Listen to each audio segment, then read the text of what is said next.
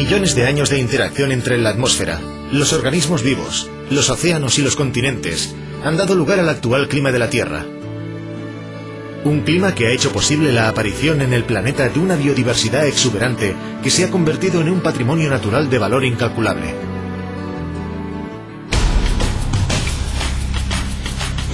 Ahora bien, el incremento durante los últimos decenios de las emisiones de dióxido de carbono y de otros gases debido a las actividades humanas ha provocado el progresivo calentamiento del planeta por el efecto invernadero y el quebrantamiento del equilibrio de los sistemas naturales, el denominado cambio climático.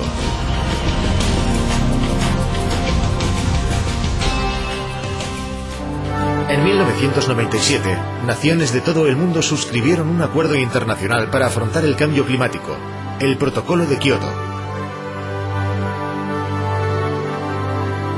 Su objetivo es reducir las emisiones de los gases de efecto invernadero para frenar los impactos de este cambio climático sobre los ecosistemas y los humanos.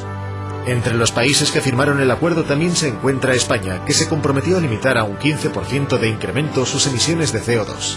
La realidad dista mucho del propósito. Desde 1990, el aumento experimentado ha sido de un 53%. El CO2 de origen antrópico se genera por dos fuentes principales: la industria en forma de emisiones concentradas y de fácil localización, y el transporte, con millones de focos emisores dispersados por cualquier parte del territorio y de difícil control. Desde hace años, la industria invierte esfuerzos en reducir el consumo energético y controlar las emisiones, que anualmente solo se incrementan un 0,5%. Menos consumo equivale, pues, a menos emisiones. Por el contrario, las emisiones del transporte, que representa el 40% del consumo energético, crecen 10 veces más, un 5% cada año. Más consumo, más emisiones. Las emisiones generadas por el transporte representan una cuarta parte del total. De las 7.200.000 toneladas de CO2 que produce el transporte, los coches y camiones son responsables del 94%. La industria progresa, el transporte no.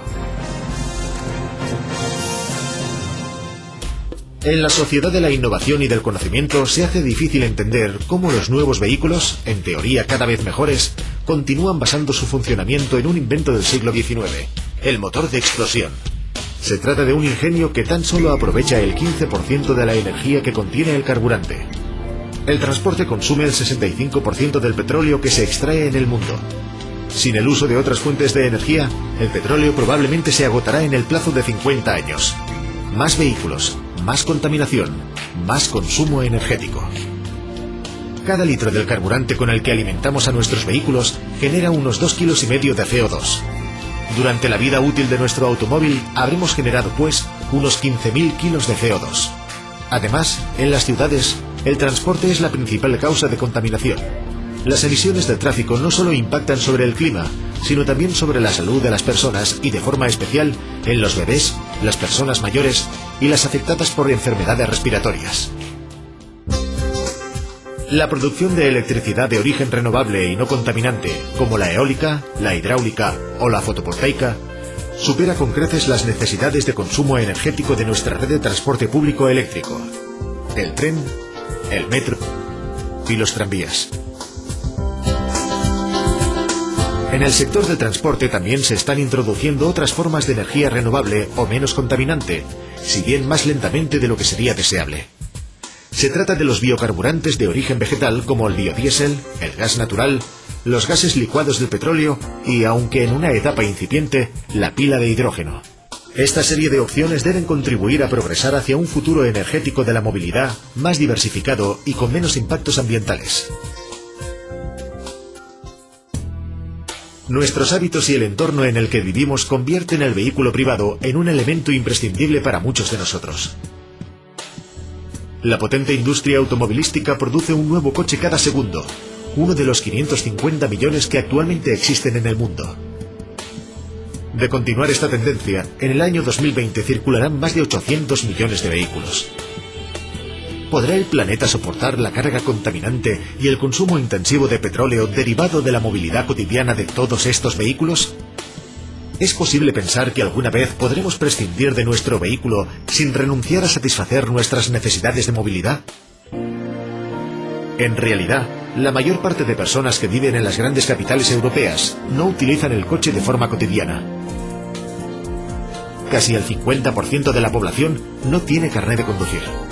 Quien vive en estas grandes ciudades resuelve sus necesidades de movilidad a pie cuando se trata de cubrir un trayecto corto, o en transporte público o en bicicleta cuando el desplazamiento es más largo.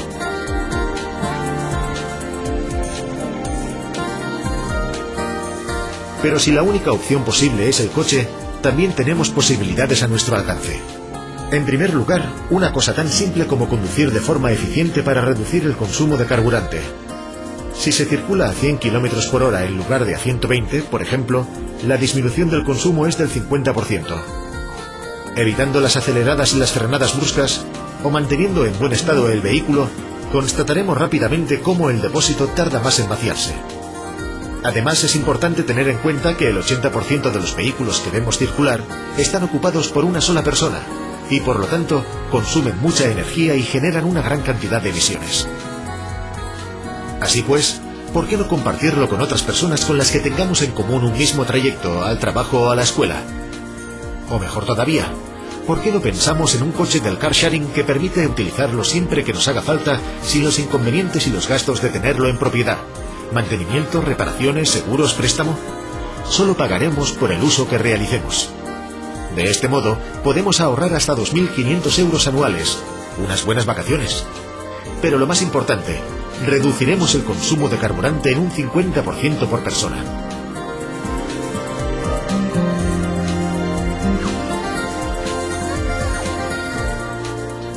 Cada uno de nosotros podemos realizar un pequeño esfuerzo, quizás mayor cada día, hasta lograr un mundo con menos coches y menos contaminación, con mejor movilidad, que es una forma de recuperar la auténtica libertad. Por nuestra calidad de vida y la de los que llegarán tras nuestro, es importante que empecemos a movernos con el planeta.